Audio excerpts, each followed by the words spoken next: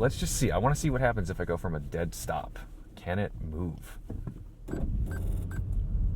Welcome back. I'm Tedward. We're on a road trip up in Maine near Sunday River with the GX460. It snowed a little bit, and I just absolutely love taking this vehicle on long-ish journeys. Even a couple hundred miles gets you way out of Dodge when you live in New England. So if you live out in one of those big states, sometimes that can be a little tricky because you're thinking, wow, to get anywhere in Montana or in Texas or something like that, you've got to just drive for hours and hours. But that is actually the one greatest thing I think about New England, is that you don't have to go very far to experience a completely different geography and topography. So we're out in the mountains, and what I'm most curious about is how well this is going to get up the hill to the house that we're staying at, because this is not a great tire setup. The OE tire it's a Bridgestone Dueler, but it's not like the Dueler Ascent AT, which I really like and is a formidable thing in the snow. This actually is a little bit sketchy. So usually stopping and turning is the problem with this tire. Going is usually fine. This is the easy part. So what I'm curious about, let's just stop here. Dead stop. A little bit of traction control going. Actually, let's turn traction full off. So that means we gotta press and hold, because we'll get more lights up here in a second. There we go. Okay. And really, we've only got one trick up our sleeve if things go wrong or sideways, and it's this button down here that locks the center diff. There's no locking front or rear differential in this car. It's full-time all-wheel drive. It's not like a typical 4 high, 4 low, or 2-wheel drive thing. So it's always an all-wheel drive. But if we lock that center diff, it will at least make it so the front and rear are traveling at the same speed. Turn that off. All right, let's just see. I want to see what happens if I go from a dead stop. Can it move? Oh, this thing is the best. Seriously. It's spinning up those fronts, so I'm getting a bit of understeer. It's not spinning up those fronts. I'm spinning up those fronts.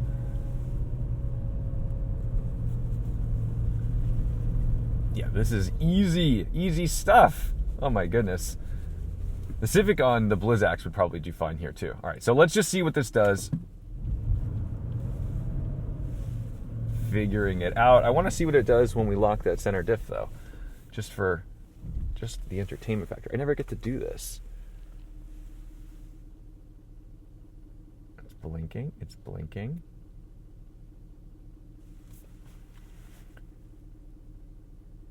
I wonder if I have to put it in neutral. I've never done this in this car, actually. I've put it in 4 low before, but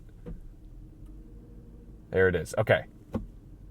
Center diff locked.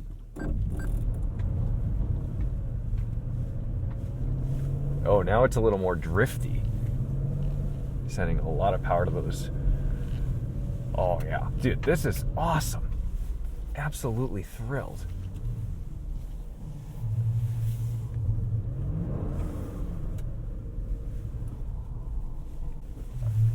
Look at that. I don't know what I was so worried about.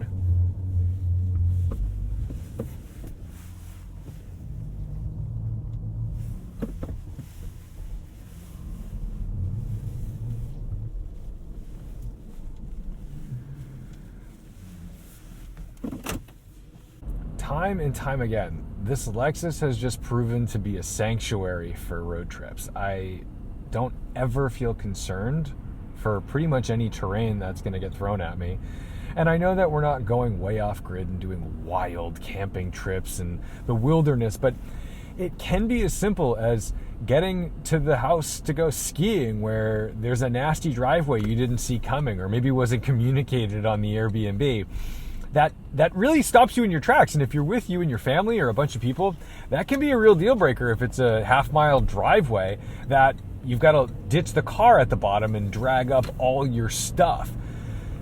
And I've always been such a rear-wheel drive kind of dude. I loved my E92 M3. In fact, all of my cars have been rear-wheel drive up until the Civic Si and the Civic Type R. I always put snow tires on everything, but all-wheel drive in at least one vehicle in the collection has given me a little more faith that I'm gonna make it, because there's just less guesswork on the way up a hill like that, or just the chance of it not happening is just moot. I know that this is going to get up the hill.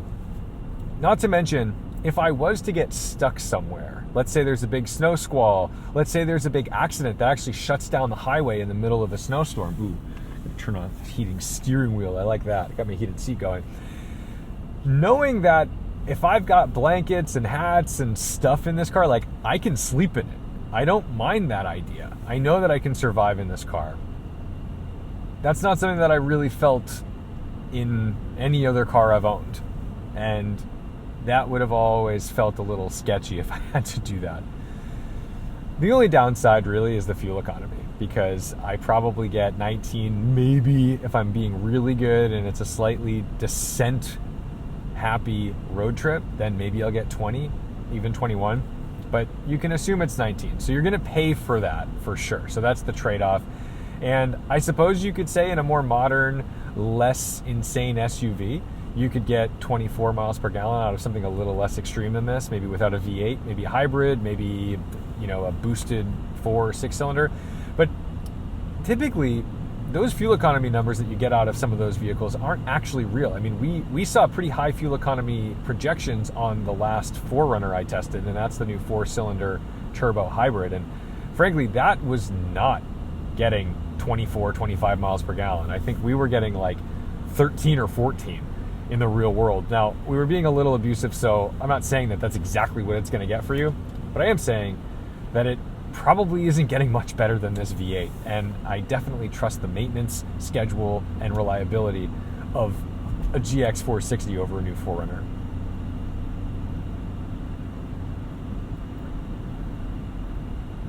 Yeah, really, other than the fuel economy, that's the only deterrent for me when I know I'm going to get in this car and drive a distance, because I know I'm going to have to fill this tank. But I just love driving this car. It just brings, that's high beams for you. These low beams are aimed pretty high, so a lot of people do flash me because they think that I'm high beaming them, but I'm not. But I just feel like every time I get the opportunity to get in this thing and drive for 3-4 hours at a time, it's like a luxury. It's just such a joy to get in the car. Like, I'm looking forward to setting up shop and driving this. And right now, I'm way up in Maine. I'm sitting along the Kennebec River, which I used to as a kid, whitewater raft, and I'm thinking of all the adventures that I want to go on with my trusty Lexus. And it's funny that it's a Lexus, because it should seem like this is the bougie Starbucks mom-mobile, and in some ways it is. But underneath, this thing is pretty rugged and ready. And I think the only thing this truck is missing is the correct tire. Because while I didn't get stuck on that driveway, it definitely doesn't turn and stop very well on these Dueler HTs. And a Dueler Ascent AT, I think, would do the job a heck of a lot better and be a much more formidable snow tire that would prevent me from sliding off the road or not making a turn because I can't stop. Kennebec is just frozen solid. I'm gonna cross it up here in a minute. There's some great rail trails up here. Like, Maine is starting to speak to me more and more. I have family up here. I've got friends up here. Every time I'm up here, I'm like, oh, this is kind of where I belong. Oh, the thing I love most about Maine is that it's real, authentic little communities out here. And you can be in a small town and everything is locally owned. There's like not a whole lot of chain stuff. It feels like you're actually in a place. And I'm just finding that harder and harder to find. Boston, I love Boston. I grew up in Massachusetts, but it's kind of losing culture. It's harder to find authentic stuff, and it's just becoming another city where there's the same kind of stuff going on all the time. Oh, no headlights and driving 10 miles an hour. We've got a real winning pair here. But I really crave authenticity in a community where it's not just run by droids. You want to see real people doing real things, making stuff. You know, it's fun when you can go into a store and find like a knickknack or something to like buy for your mom's birthday or a friend for an occasion, and you know it's not just something that would have been found on Amazon. I know that's a kind of a silly little example, but it's the easiest one I got right now. And those are the kinds of places where I also really like being outdoors, because you always see new things and experience stuff. Now, I'm saying this all as I pass a McDonald's and a Subway. That's always going to be there. There's always going to be that. I think we're turning here. Yeah. Sometimes I have a hard time reading maps. I do my best. The problem with being out in the wilderness, I've talked about this before when we were out in Western Mass. The problem with being out kind of in the middle of nowhere or far away from the typical path or a big city is that it is harder to leave. It's harder to get to a major airport, although Portland's not too far away. And it's harder to work because it's difficult to find, like what I do, I'm shooting auction cars for, Bring a Trailer or Cars and Bids. I'm hunting for exotics and wild vintage stuff out in the world to go show to you guys on YouTube. These things don't necessarily exist in these kind of more desolate places. But then there's the trade-off of what do I want my day-to-day life to be, and maybe I can make that work and travel for that. But I don't know, we all get that vacation feeling. You go somewhere incredible and you think, wow, I could live here. Could you? Could you really do it? Could you do it for more than the 3 to 10 days you stayed there? Maybe, maybe not. Maybe it would get old. Maybe it would lose its charm. Maybe it would be too small for you. But maybe there's a case for buying the house in a place like this and kind of splitting my time between the big city and somewhere out here, and then finding out that actually you could do it. I don't know. Just got to figure it out. Figure out community for you. But cost is a major factor, because it's a lot cheaper to kind of play this game than to try to live in the more job-friendly economy locations that are out in Massachusetts. And it's just $1 million for everything, man. It's really brutal. It does not make for a lot of funds to play with cars after the fact. If you spend all your money on your apartment or your house, or condo, but there's a big social scene, can you even enjoy the social scene? Can you even enjoy going out for a drink, because the drinks are going to be $25? Can you afford it? I don't know. I think a lot of people in their late 20s, early 30s, late 30s even, are starting to figure out that this world is not really built for them anymore. It's really difficult. It's hard to have it all. See, he thought my high beams were on. They're not. Our number one goal today is to get fuel before 95, because I do not want to get gas on 95 at that Kennebunk fuel plaza. Premium costs $4.59 a gallon, and I've been paying $3.19 back home. So I've got room to play, but we're going to be smart about the economy of this vehicle, because it uses a lot of gas. Guess it uses more when I go 80. I do not use adaptive cruise control. It annoys me. I know some people love it. I do not. I want it to hold its speed. I never want it to slow down, because I'm paying attention. And if I'm approaching slower traffic, well, darn it, I'll go around them. And I don't want it to hit the brakes before I do.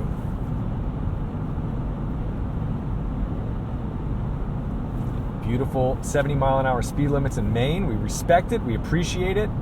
But we cannot abuse it, because good Lord, do they love pulling people over for going a little faster. They're giving you that 70, don't push 80, because they will take you down. All right, I'll catch up with you at a fuel stop. Getting fuel. So many cops out here. Dude, they pull over so many people. It's crazy. But I found a Shell station, and I'm very curious. I've got 70 miles to empty and about 179 miles to go. this should be an okay place to stop and I'll be just fine. But if it's really expensive, maybe I'll play the stock market here and only use as much as I need. Let's see, what's premium cost? $4.29. Dude, Maine is expensive for fuel, but it's not as bad as that Kennebunk spot. All right. Let's put a few gallons in here.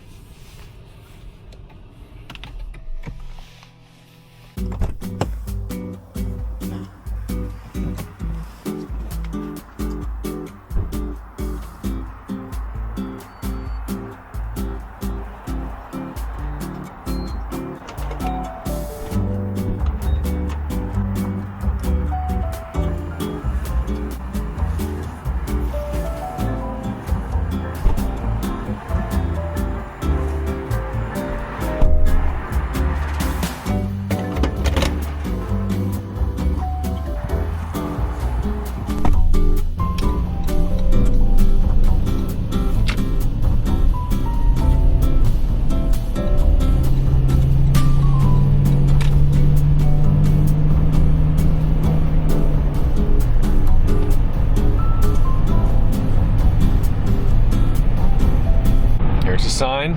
Let's see when it hits. Welcome to Massachusetts. There she is. I've actually done 2 road trips since I started filming that video, and I don't know how much you guys want to just sit on the highway with me, but good lord, is this GX just phenomenal. It's snowing now. I just got back from my first ski trip in, wait for it, 23 years. I literally had not been on skis for 23 years.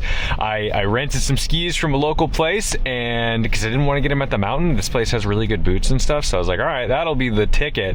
And it was just awesome. Like, it didn't take me long. I was just right back up, running black diamonds, doing my thing, skiing parallel. Like, still definitely need to do this a lot more and get more stable and better, and you know, then I can ski in some tighter stuff. But either way,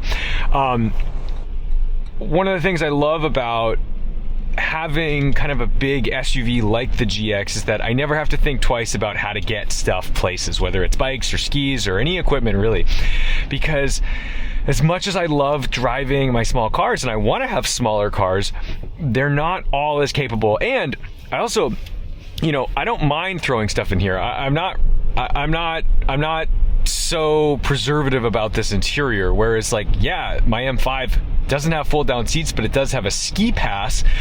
I don't really want to put wet, dirty skis over my 25-year-old leather. That's not really something that I'm interested in doing. So having kind of a rugged thing, even though it's a Lexus, is really convenient and kind of enables me, even as somebody who wants to keep things perfectly clean and nice, I don't have to think too hard. I can just act. And even parking up there, the parking lot at the resort, it was so rutted and trashed, and I miss the days where we'd go up in my dad's 89 Volvo wagon to go skiing and stuff, but like, I don't know that that car would have even survived the lot that I had to park this thing in. Anyway, that's the deal. It's snowing now. It's a bummer because it didn't snow when I was skiing. It was great snow, but would have been fun if this was the view.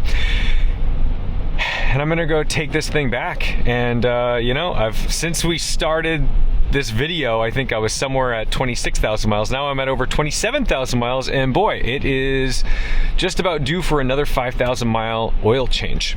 And it's the one car that I think I look at that odometer and really just see it as a score, a high score. I wanna rack miles up on this. It doesn't shock me to see a big number there, because this engine also doesn't have to do the track duty like the Honda. You know, I mean, if I had 150,000 miles on the Honda, maybe it's a little sketchy to be thrashing it on a racetrack. But in this thing, I just think it can do the steady state cruising for many, many, many years.